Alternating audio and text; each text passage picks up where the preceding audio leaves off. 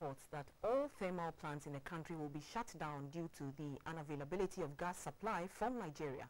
The thermal plants, Asogli plant, Mines Reserve plant, Finesse plant, all in Tema, and T3 in Abuazi produce a total of 300 megawatts of electricity.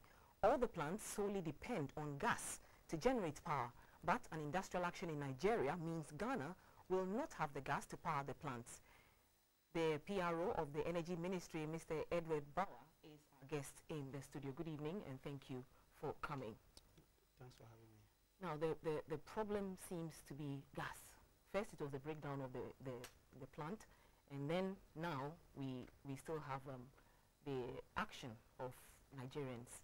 Surely this doesn't seem to go away. I agree with you. I think that basically until about 3-4 days ago, yes, we had some challenges with some of our thermal plants. We had 2 plants in Abuazi, that's the TAPCO and the TICO, that had issues.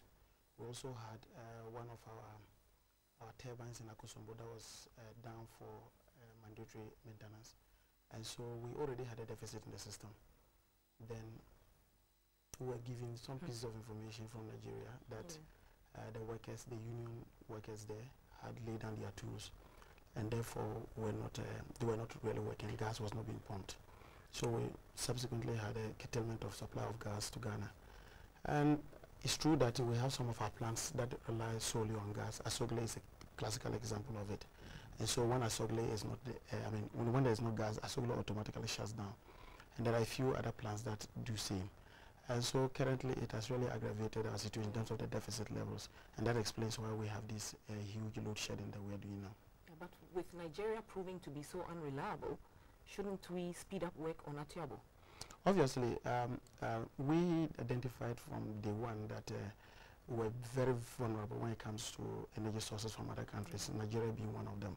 And therefore, we tried making our own efforts to get develop our own indigenous gas.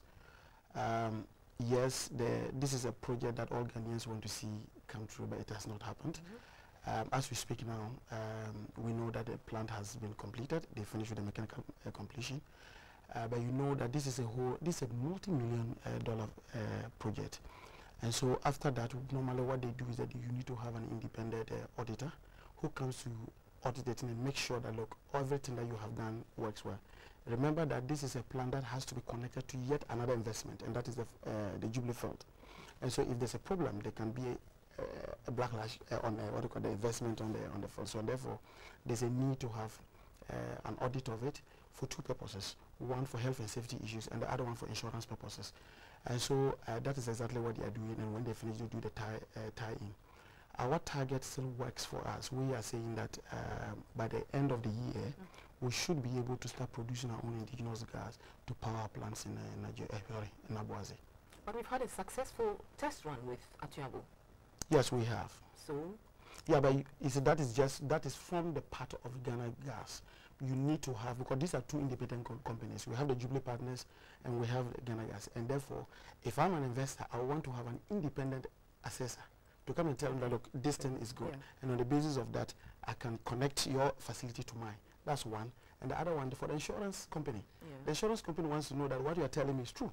And so when I'm making it, it all boils down to issues of premium and other things. So the insurance company wants to be sure that really I'm insuring something that from day one is good. It's just that, of course, this is for security purposes. Now, an industrial action affecting an international contract, an international agreement. I mean, surely this is breach of contract. Yeah, in fact, there has always been a breach of contract since the inception of the project. Actually, the contractual volumes that we're supposed to get from Nigeria is 123 million standard cubic feet of gas a day. We are not getting that. We've never gotten that. There are people who have always insisted that, look, let's push and look at the penalties that are associated with that. The truth of the matter is that if you look at the penalties in themselves, at the time they wrote the contract, the penalties in themselves do not mean anything. Because in annually, assuming that Nigeria decides that they're not giving us gas, annually we can take them a maximum of $10 million. $10 million cannot even buy a parcel of crude oil. And so we are better off, rather, us just negotiating and getting even the lower volumes that we are getting until we get our own gas. Rather than, because if we push them and say, okay, no, you are not supplying us, we want to find based on their contract.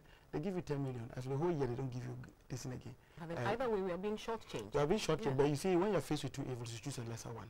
The lesser one here is the fact that we still negotiate with them. At least if we get between the 60 and 90s that we have been getting, we will take that. So immediately what is being done immediately to reduce the shortfall? Immediately there are two things that we are doing. First, we are trying to encourage people, and I want to use your platform as one of them, that we should conserve energy.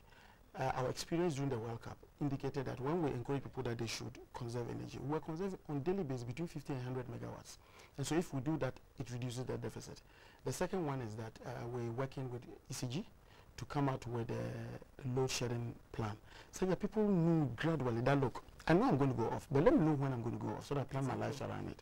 So basically, these are the two things we are doing, whilst also watching Nigeria to see what the developments are. And when they come, we'll let the Ghanaians know. Meaning the load shedding will be intensified, or? We just hope that with the gas, the workers will and their employers will resolve their issues. And when they do that, at least we can bring back at least 300 megawatts into the system. Can you give viewers a tentative time frame within which you expect the load shedding to continue? Because the truth of the matter is that we have no control over the negotiations in Nigeria between the workers and others. So we can't, for example, talk about those ones. In terms of those repair work that we are doing, we have always indicated that, I mean, over a period of time, every time, because these are engineering issues. Sometimes you say that you want to end, you will be finishing around 2 weeks. And the next month they tell us there's a challenge. And so we are just telling Ghanaians that, look, first and foremost, let's agree that before the end of the year, we may have challenges. If we find a way of solving them before that, let's see that as part of bonuses. But for now, we have some challenges that we need to deal with. Wow, the end of the year, that surely is a long time. Well, it's hope that we have, right? Yes, yes. Thank you very much, Mr. Edward Bawa, PRO from the Energy Ministry, for sharing. It's not pleasant news, but we still appreciate your time. Thank you for having me.